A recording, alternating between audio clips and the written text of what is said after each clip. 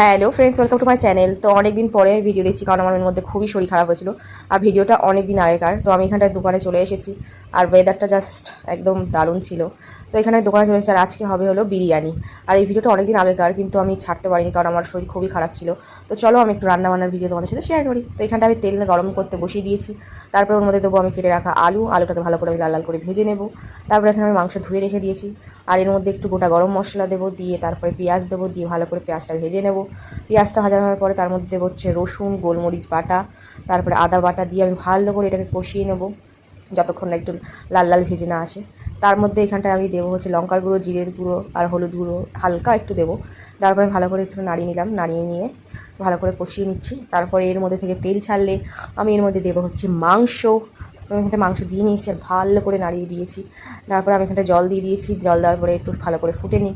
তো এখানে আমার মাংস প্রায় ফুটে এসেছে, ভালো করে কষিয়ে রান্না হয়ে যাচ্ছে। তারপরে আমার মাংস এখানটায় প্রায় কমপ্লিট।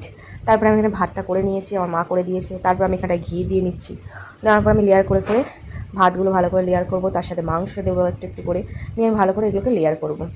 তো দেখা যাক বিরিয়ানিটা কেমন খেতে লাগে আর কেমন হয়। আর বিরিয়ানিটা ভালোই হয়েছিল খেতে, খারাপ হয়নি। তো আমি এর মধ্যে একটু এলাচ, লবঙ্গ, এইসব দারচিনি এগুলো দিয়ে নিয়েছিলাম ভাতের মধ্যে।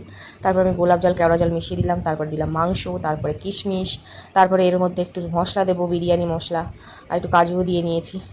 তবে ভালো করে এগুলোকে লেয়ার করতে হবে যাতে ভাতটা আরও সুন্দর হয়ে যায়। তো এখানটায় ভালো করে মশলাগুলো দিয়ে নিয়েছি, নেওয়ার পরে আবার এর মধ্যে ভাত দেবো। তো এখানে আমি ভাপানোর জন্য আমি প্রায় রেখে দিয়েছি, এখানটা আমি 5 মিনিট ভাপিয়ে নিয়েছি। তো আমার বিরিয়ানি রেডি। তো টাটা।